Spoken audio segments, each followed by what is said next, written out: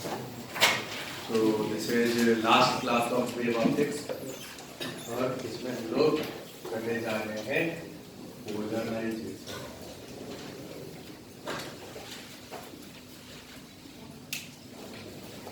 Polarisation क्या होता है? पोलराइजेशन का क्या मतलब? अभी तक जो हम लोग लाइट के 4 फेनोमेना को पढ़े हैं, कौन कौन सा? Refraction, reflection, interference, diffraction. ये चारों फेनोमेना को एक्सप्लेन हम लोग कर सकते हैं लाइट को लॉन्गिट्यूडिनल वेव मान करके। अगर लाइट को लॉन्गिट्यूडिनल वेव माने तो रिफ्रैक्शन, रिफ्लेक्शन, डिफ्रैक्शन और इंटरफेरेंस, ये चारों को एक्सप्लेन कर सकते हैं। और इस चारों को एक्सप्लेन हाइगन किए थे।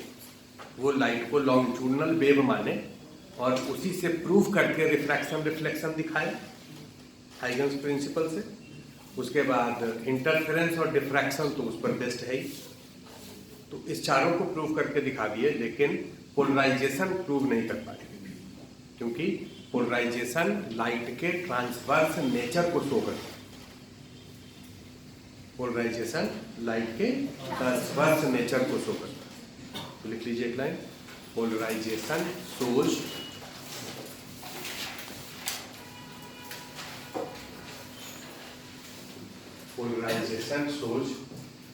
Transverse nature of light.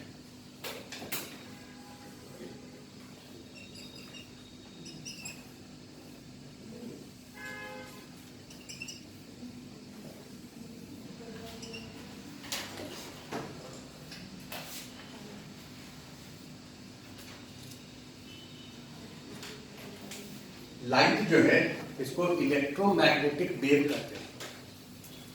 Electromagnetic wave क्यों कहते हैं?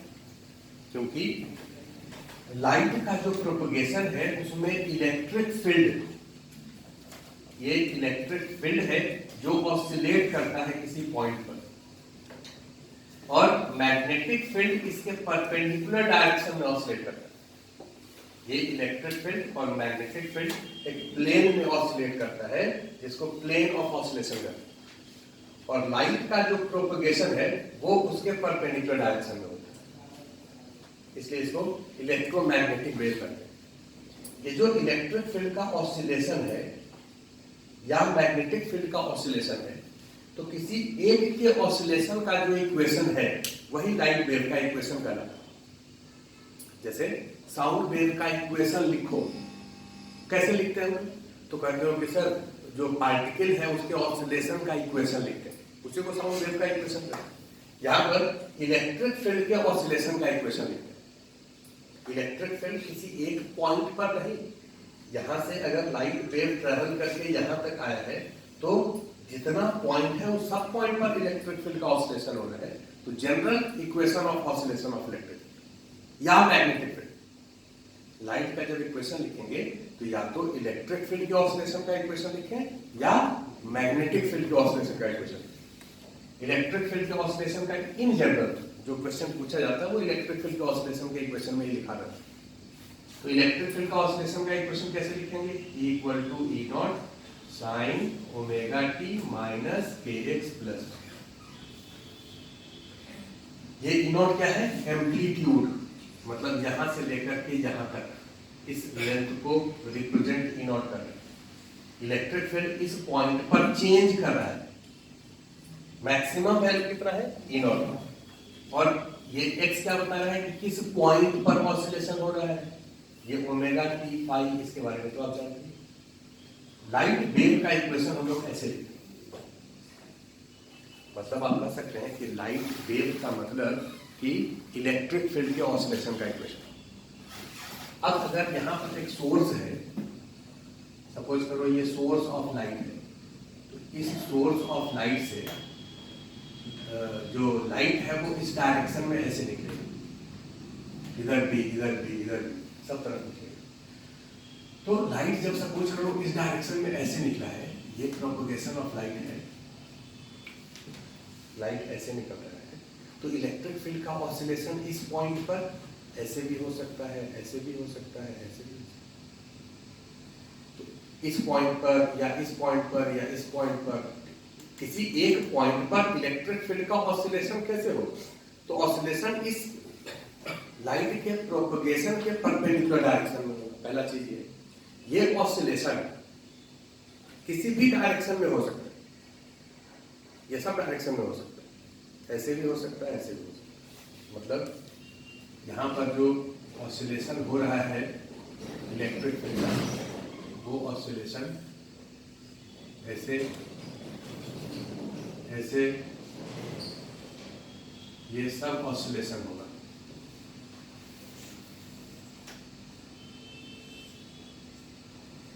ये जो हम इलेक्ट्रिक फील्ड दिखाए हैं ये इस प्लेन में नहीं दिखाए हैं, इसको आप लेट करो कि ये ऐसे, ये जो प्लेन है ये व्हाइट बोर्ड के प्लेन में नहीं है, ये कैसे है? ऐसे। मतलब ये ऑसिलेशन भी होगा, ये ऑसिलेशन भी होगा, ये ऑसिलेशन भी होगा, ये सब ऑसिलेशन प्रेजेंट होगा। और इलेक्ट्रिक फील्ड का ये ऑसिलेशन है तो उसका परपेंडिकुलर मैग्नेटिक फील्ड का ये ऑसिलेशन है। हम लोग लाइट का प्रोपगेशन जब आप आगे से लिखेंगे तो केवल इलेक्ट्रिक फील्ड को दिखाएंगे, मैग्नेटिक फील्ड को दिखाने का जरूरत नहीं है। स्कूल है कि मैग्नेटिक फील्ड उसके परपेंडिकुलर होगा। तो अगर ये लाइट का सोर्स अनपोलराइज्ड है तो इसमें सब ऑसिलेशन प्रेजेंट होगा। अगर ये लाइट का सोर्स अनपोलराइज्ड है तो इसमें सब ऑसिलेशन प्रेजेंट होगा। लेकिन अगर ये पोलराइज्ड है तो इसमें केवल एक डायरेक्शन का ऑसिलेशन प्रेजेंट होगा और उसके परपेंडिकुलर डायरेक्शन का ऑसिलेशन प्रेजेंट नहीं होगा। जैसे ये सपोज करो अनपोलराइज्ड लाइट सोर्स है, अनपोलराइज्ड सोर्स,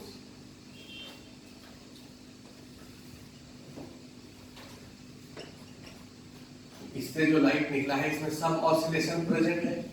इस सब ऑसिलेशन को आगे से हम लोग ऐसे नहीं दिखाएंगे, आगे से हम लोग ऐसे दिखाएंगे। ये दिखाने का तरीका है। ये तरीका क्या है कि भाई ये जितना भी ऑसिलेशन है, ये प्लेन है, ये ऑसिलेशन, ये ऑसिलेशन, ये ऑसिलेशन, ये जितना भी ऑसिलेशन है इस प्लेन में, इसको आप दो पार्ट में डिवाइड कर दीजिए। एक इसको रखिए और दूसरा इसको रखिए। मतलब 45 डिग्री से ऊपर जो एंगल है उसको वर्टिकल मान लीजिए और 45 से जो नीचे है उसको हॉरिजॉन्टल मान लीजिए।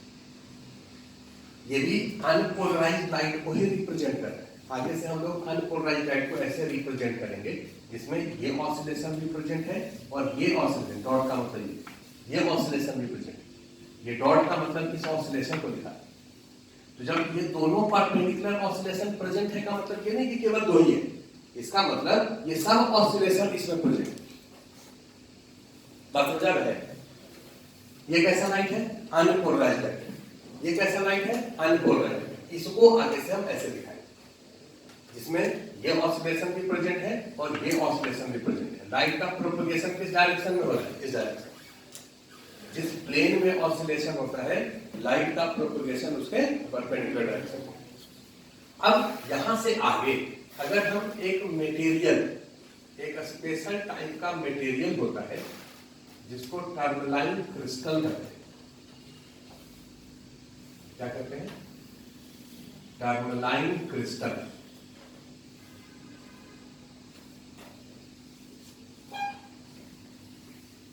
ये टर्मलाइन क्रिस्टल है जिसमें कि विंडो, इसको हम लोग विंडो कहते हैं। इसमें मॉलिक्यूलर स्ट्रक्चर ऐसा होता है जिससे कि विंडो का फॉर्मेशन होता है। मॉलिक्यूलर स्ट्रक्चर ऐसा होता है जिससे विंडो का फॉर्मेशन होता है। मतलब यहाँ पर मॉलिक्यूल्स है और यहाँ पर मॉलिक्यूल्स का डेंसिटी बिल्कुल कम है, फिर यहाँ पर डेंसिटी है, फिर यहाँ कम है, फिर यहाँ है, फिर यहाँ। ये जो विड्थ है जहाँ पर डेंसिटी बहुत कम है, इसका विड्थ बहुत कम होता है, of the order of angstrom. वैसे भी एटम जो है उसका तो विड्थ एंगस्ट्रॉम के ही ऑर्डर में होता है। तो यहाँ पर मॉलिक्यूल्स है, यहाँ पर एटम्स है और यहाँ पर डेंसिटी ज्यादा है, लेकिन यहाँ पर डेंसिटी कम है, फिर ज्यादा है, फिर कम। तो इस तरह से ये विंडो का फॉर्मेशन करता है। कैसे? ये विंडो है और ये नहीं है, ये है, ये नहीं। अगर इसको हम ऐसे रखें यहाँ पर तो, और ये लाइट जब इससे पास करेगा, ये हम दिखाए ऐसे हैं लेकिन आप इस प्लेन में नहीं, इसको आप ऐसे समझिए। अगर ऐसे रखते हैं तो यहां से कुछ लाइट पास कर जाएगा और कुछ लाइट को ये ब्लॉक कर देगा। अगर ये टर्न लाइन क्रिस्टल इसके आगे रखते हैं, इसको हम लोग पोलराइजर कहते हैं, पोलराइजर। और ये पोलराइजर किसका बना है? Turn line crystal. ये अनपोलराइज्ड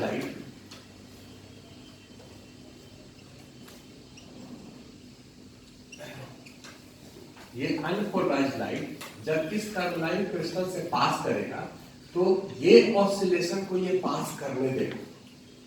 ये वाला ऑसिलेशन जो है, अगर विंडो ऐसे है तो ये ऑसिलेशन इससे पास हो जाएगा, लेकिन ये जो ऑसिलेशन है ये ऑसिलेशन इससे पास नहीं होगा। तो यहां से बाहर निकलने के बाद केवल वर्टिकल ऑसिलेशन रहेगा, केवल वर्टिकल ऑसिलेशन रहेगा, लेकिन हॉरिजॉन्टल ऑसिलेशन नहीं होगा। लेकिन अगर यही पोलराइजर जो है वो ऐसे ना रख करके अगर ऐसे रखें तब क्या होगा? हॉरिजॉन्टल ऑसिलेशन को पास होने देगा और वर्टिकल ऑसिलेशन को ब्लॉक कर देगा। इसका इंटेंसिटी अगर आई नॉट है तो इसका इंटेंसिटी आई नॉट बाई 2 हो जाएगा। क्यों 2 हो जाएगा? समझ में आ गया? इसके आगे अगर फिर से हम ऐसा ही एक क्रिस्टल रखें, फिर से ऐसा ही एक क्रिस्टल रखें, ये क्रिस्टल किसका है? टर्नलाइन मटेरियल का है, जिसमें कि ओपनिंग होता है, इसको विंडो कहते हैं, इसको एनालाइजर कहा जाता है। ये भी बना हुआ इसी का, ये सेम चीज है, लेकिन इसको हम लोग एनालाइजर कह रहे हैं। अब अगर ये एनालाइजर वर्टिकल रखा है तो ये सब ऑसिलेशन इससे पास हो जाएगा, लेकिन अगर इस एनालाइजर को हम रोटेट करें इसके प्लेन में, जैसे जैसे रोटेट करेंगे वैसे वैसे इधर इंटेंसिटी चेंज होगा, और अगर बिल्कुल 90 डिग्री से रोटेट करते हैं तो इधर इंटेंसिटी 0 हो जाएगी। तो इसका मतलब ये कैसा बिहेव कर रहा है? एनालाइजर जैसा। ये एनालाइज कर रहा है कि ये लाइट पोलराइज्ड है कि नहीं। जैसे इसको एनालाइजर क्यों नहीं कहेंगे? क्योंकि अगर ये वर्टिकल ऐसे है तो आई नॉट बाई 2 लाइट पास हुआ, अगर इसको थोड़ा रोटेट करें तब भी आई नॉट बाई 2 होगा, और ऐसे रोटेट करें तब भी आई नॉट बाई 2 होगा। क्योंकि अगर इसको 90 डिग्री रोटेट कर दोगे तो ये ऑसिलेशन इससे पास होगा।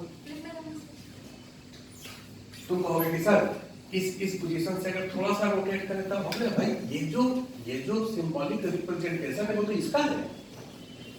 इस केस में अगर ये पास हो रहा है किसी टर्नलाइन क्रिस्टल से तो इसका मतलब इसको ये पूरा पूरा पास होने दे रहा है, इसको ये पूरा नहीं थोड़ा सा पास होने दे रहा है, इसको और कम, और इसको बिल्कुल 0।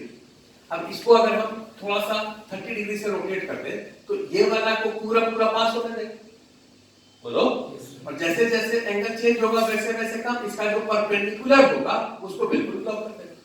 तो इसका ये सिंबॉलिक रिप्रेजेंटेशन, ऐसा ना समझिए कि सर ऐसे है थोड़ा सा इसको कर देंगे तब तो आई नॉट बाई 2 से चेंज होना चाहिए क्योंकि सिचुएशन चेंज हो गया, हमने नहीं, ये वास्तव में ये है। तो इसको हम लोग एनालाइजर नहीं कर सकते, इसको हम लोग क्या कहेंगे? पोलराइजर कहेंगे। पोलराइजर का मतलब ये अनपोलराइज्ड लाइट को पोलराइज किया। इसको एनालाइजर इसलिए कर रहे हैं क्योंकि ये चेक कर रहा है ये पोलराइज्ड लाइट है कि नहीं। चेक करना है तो हम लोग क्या करेंगे?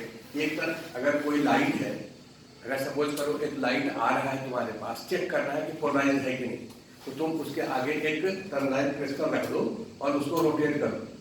रोटेट करने से अगर इंटेंसिटी चेंज हो रहा है मतलब पोलराइज है, और रोटेट करने से इंटेंसिटी चेंज नहीं हो रहा है मतलब पोलराइज नहीं। ये कैसा बिहेव कर रहा है? एनालाइजर। तो ये डायग्राम ड्रॉ करिए, तो एक बार डेफिनेशन लिखवाएंगे आपको। पोलराइजेशन का डेफिनेशन लिखिए। The phenomena of restricting vibration of light. Vibration of light का मतलब ब्रैकेट में लिखो electric field. electric field, bracket close, in a particular direction, in a plane,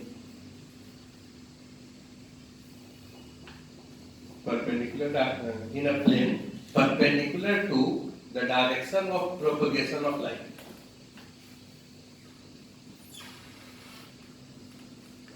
In a plane perpendicular to direction of propagation of light. It's called polarization.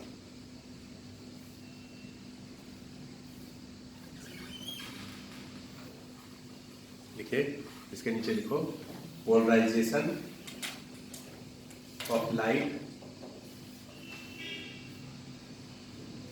is done by three methods.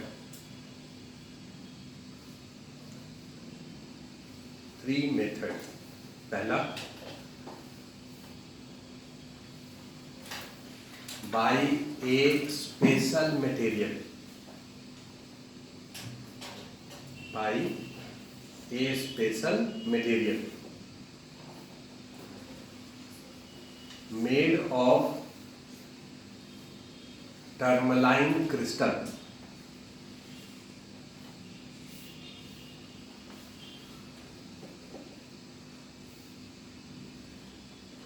Which have molecular arrangement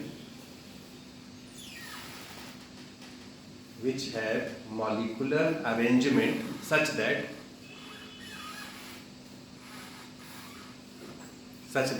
it form window or opening. It form window or opening whose size is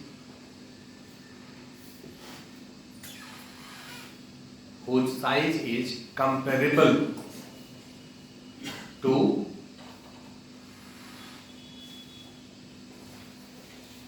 the size of atom.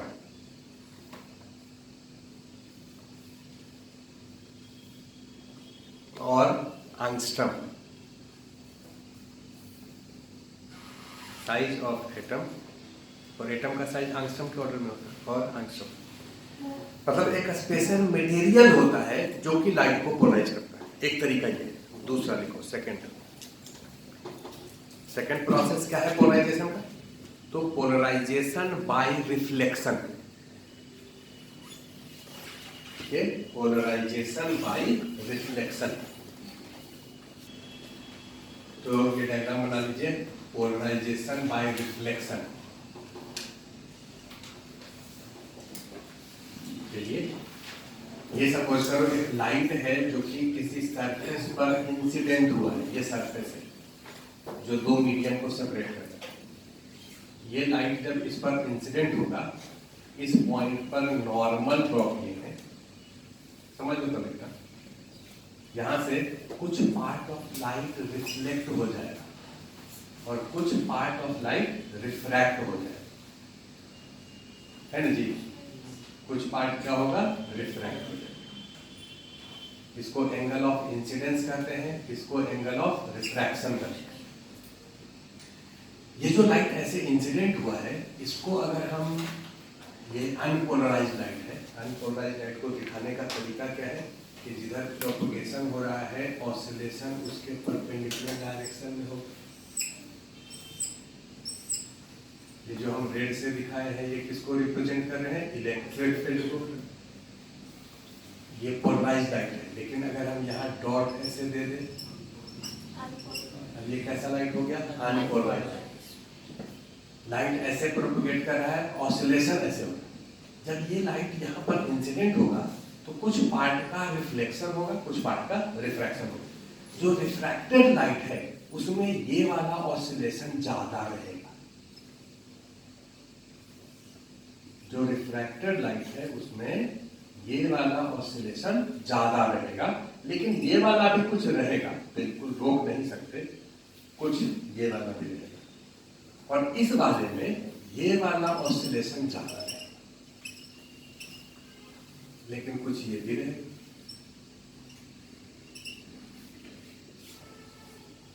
लेकिन अगर हम इस angle को change करें, ये जो angle है भाई, एंगल ऑफ इंसिडेंस तो कुछ भी हो सकता है, इस एंगल ऑफ इंसिडेंस को चेंज करिए, कम या ज्यादा करिए और सेट करिए एक पॉइंट पर, एक पर्टिकुलर एंगल पर ये लाइट 100% पोलराइज हो जाए।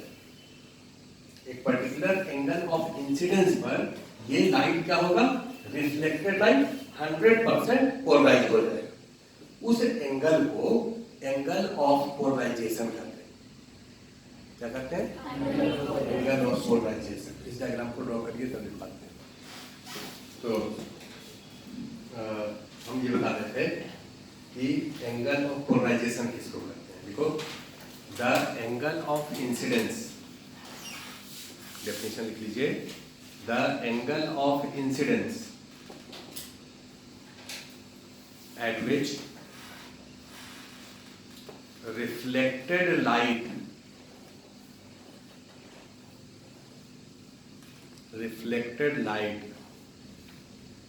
is 100% polarized.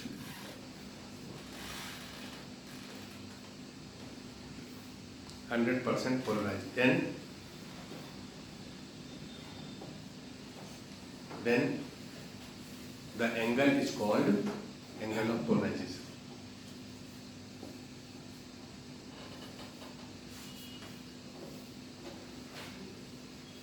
Angle of polarization. इसके नीचे लिख लो Brewster's law.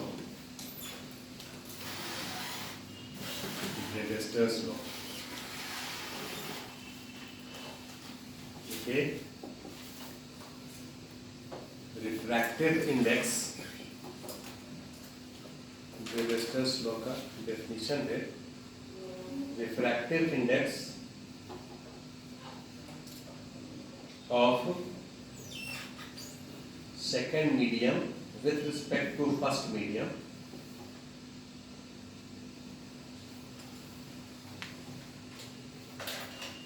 refractive index of second medium with respect to first medium is equal to tangent of polarization angle, is equal to tangent of polarization angle। Brewster's law का एक statement तो ये है, ऐसे बोला जाता है। इसको एक तरीके से और कहा जाता है, इसके नीचे लिखो और, ठीक है। When light incident at polarisation angle, light incident at polarisation angle, the reflected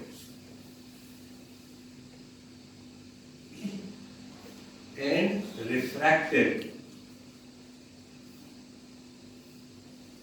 rays will become perpendicular. The refracted and reflected rays becomes perpendicular. इस बात को ध्यान दो, जैसे ये लाइट अगर इंसिडेंट किया और ये एंगल ऑफ इंसिडेंस अगर पोलराइजेशन एंगल के बराबर है, इसको आईपी लिख रहे हैं। आईपी क्या है? पोलराइजेशन।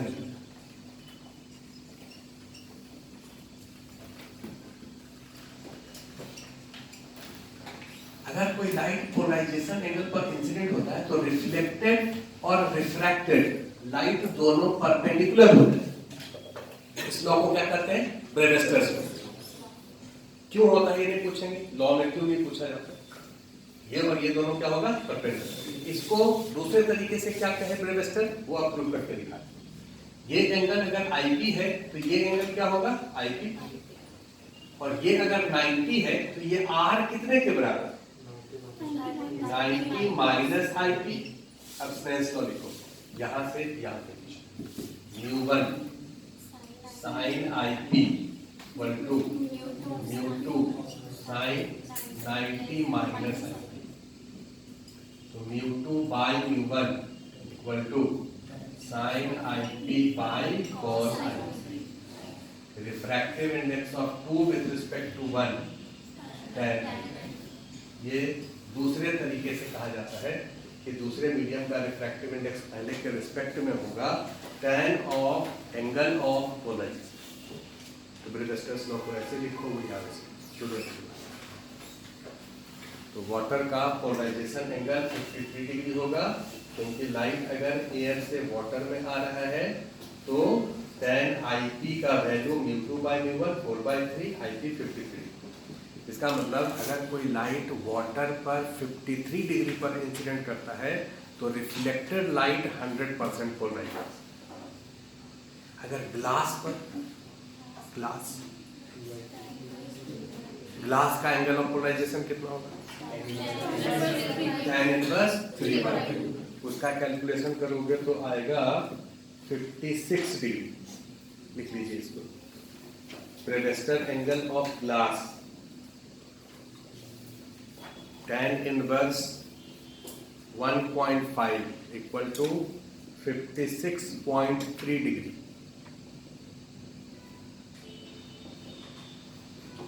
56.3 डिग्री। तो अगर ग्लास पर लाइट इंसिडेंट करता है 56 डिग्री पर, तो रिफ्लेक्टेड लाइट जो है वो 100% पोलराइज है। अब इस रिफ्लेक्शन का यूज कहाँ पर होता है? जैसे पोलराइजेशन का यूज हम लोग पढ़ेंगे ना, यूज कहाँ पर पोलराइजेशन का होता है। देखिए, use of polarisation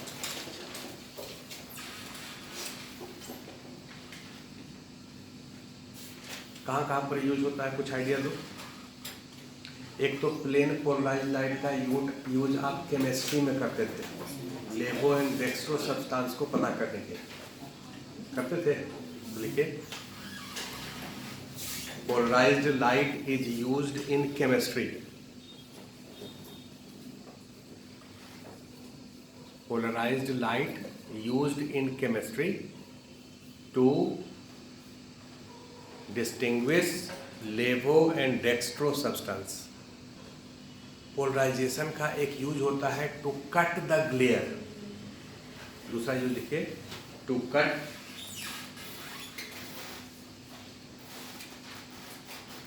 the glare. Glare का मतलब चमक। चमक को कट करने के लिए इसका यूज करते हैं हम लोग। पोलराइजर का एक चश्मा लगाते हैं। जितना बढ़िया पोलराइजर होगा, गूगल्स का दाम उतना ही ज़्यादा होगा। देखते हो कोई गूगल्स 5,000, 6,000, 8,000, 1.5 लाख तक का गूगल्स आता है। तो गूगल्स बढ़िया का क्या मतलब? बढ़िया पोलराइजर। जितना बढ़िया पोलराइजर रहेगा, लाइट को उतना ही बढ़िया से पोलराइज करेगा। और पोलराइज करने से होता क्या है कि उसका जो चमक है वो कम हो जाता है। आप कहो चमक क्यों कम करना चाहते हैं? जब धूप में आप बाहर निकलेंगे, जैसे अभी छाया में हो, तो तुम्हारा जो प्यूपिल है उसका साइज छोटा है। जैसे ही बाहर निकलोगे धूप में, तो एकाएक ज़्यादा लाइट उसमें जाएगा तो वो अपने साइज को बढ़ाएगा। लेकिन बढ़ाएगा तो एक पर्टिकुलर वैल्यू तक ही बढ़ाएगा, इन्फिनिट तो कर नहीं सकता। लेकिन फिर भी अगर लाइट बहुत ज़्यादा है तो जो इमेज बनेगा रेटिना पर वो काफ़ी इंटेंस बनेगा, तुमको अच्छा नहीं लगेगा, है ना। तो उसके लिए हम लोग क्या करते हैं, चश्मा लगा लेते हैं धूप में। वो चश्मा रहता है किसका? पोलराइजर का। उसका काम क्या है कि जो लाइट सीधा आ रहा है उसके इंटेंसिटी को वो आधा कर देगा। लेकिन ऑब्जेक्ट जैसा दिख रहा है वैसा ही दिखा, ऐसा नहीं कि ऑब्जेक्ट को आधा कर देगा। ऑब्जेक्ट से अगर अनपोलराइज लाइट आ रहा है, पोलराइजर से पास किया तो इंटेंसिटी आधा हो गया, लेकिन ऑब्जेक्ट आधा नहीं दिखेगा। ऑब्जेक्ट तो पूरा ही दिखेगा, तो केवल वो इंटेंसिटी को कम कर देगा।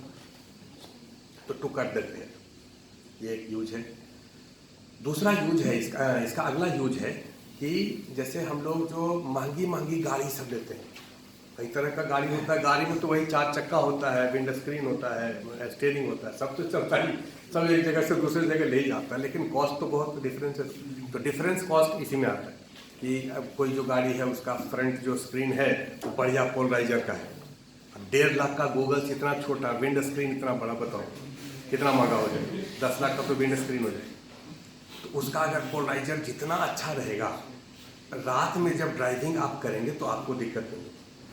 रात में ड्राइविंग जब करता है, तुम लोग कभी रात में चले होंगे या ड्राइविंग सीट पर कभी आगे बैठे होंगे, तो आगे से जो दूसरा जो गाड़ी आता है उसका चमक आँख में पड़ता है और फिर आप जो है डिसबैलेंस हो जाते हैं।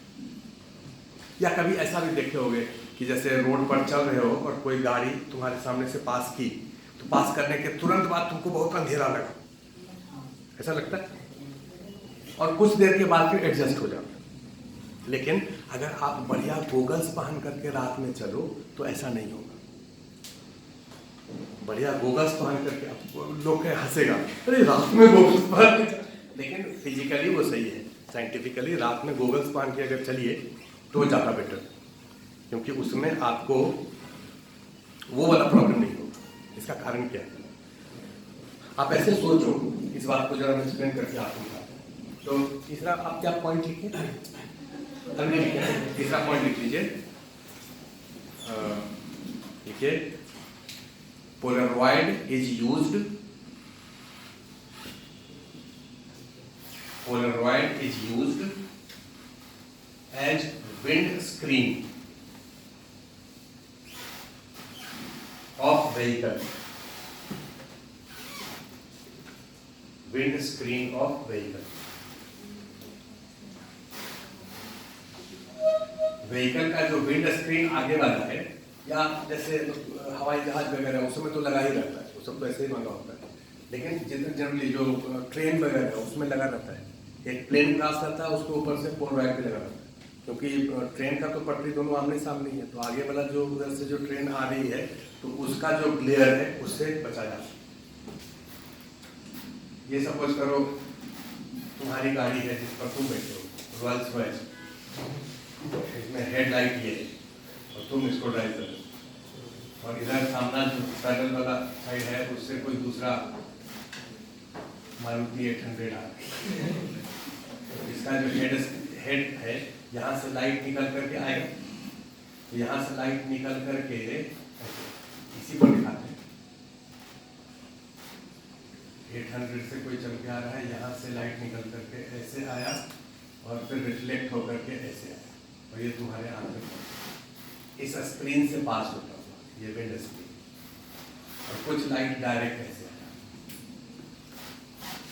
रिफ्लेक्ट होकर के आएगा तभी आपको रोड दिखेगा, और डायरेक्ट आएगा तो उससे ग्लेयर चमक होगा, जो कि आप नहीं चाहते हैं। आप ये चाहते हैं कि उसका लाइट हो या हमारा लाइट हो, जब रोड पर पड़े और फिर रिफ्लेक्ट होकर के हमारे पास आए, ये आप चाहते हैं।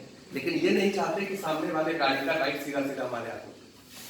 ये जो लाइट यहाँ से निकल रहा है ये अनपोलराइज है, मतलब इसमें दोनों ऑसिलेशन है, डॉट वाला भी है और परपेंडिकुलर ऑसिलेशन। इस वाला में भी दोनों ऑसिलेशन अभी है, अनपोलराइज है, डॉट भी है और उसके परपेंडिकुलर भी है। लेकिन जैसे ही ये यहाँ पर पड़ा और रिफ्लेक्ट हुआ तो इसमें केवल एक ही ऑसिलेशन है, क्योंकि रिफ्लेक्शन के कारण लाइट पोलराइज हो जाता है। अब ये जो ग्लास है या जो उसका जो वेपर है, वो अगर इतने एंगल पर इंसिडेंट हो कि इस मटेरियल के एंगल ऑफ पोलराइजेशन पर इंसिडेंट हो जाए, तब ये 100% पोलराइज हो जाए। कोशिश यही रहता है कि इतने एंगल पर इंसिडेंट हो कि 100% पोलराइज हो। ये पोलराइज्ड लाइट यहां से आया, ध्यान से देखा, इसका इंटेंसिटी I0 है, तो इसका इंटेंसिटी कितना हो गया, I0/2। ये जो विंड स्क्रीन है वो अगर पोलराइजर का है, तो पोलराइजर करने का मतलब उसमें ये इस तरह से इसका ऑसिलेशन ऐसे, ये जो विंड स्क्रीन है उसमें इस तरह से हम लोग लगाते हैं उसका, जिससे कि विंडो ऐसे, तो ये इसको जो है वो पास होने देते हैं पूरा पूरा। ये पोलराइज लाइट पूरा पूरा पास हो गया तो इसके पास ये रिफ्लेक्टेड लाइट कितना पहुंचा, I0/2, मतलब I0/2 से वो उस रोड को देख लेगा। लेकिन ये वाला जो लाइट ऐसे है, अगर ये विंड स्क्रीन जो है सिंपल प्लेन ग्लास है, तो ये तो I0/2 आएगा ही, और ये वाला कितना आएगा, I0 आएगा। अगर ये प्लेन ग्लास है तो डायरेक्ट जो आया वो I0 आया, रिफ्लेक्टेड जो आया I0/2 आया, तो डायरेक्ट वाला का इफेक्ट ज्यादा हो जाता है, आपको रोड नहीं दिखता है। आप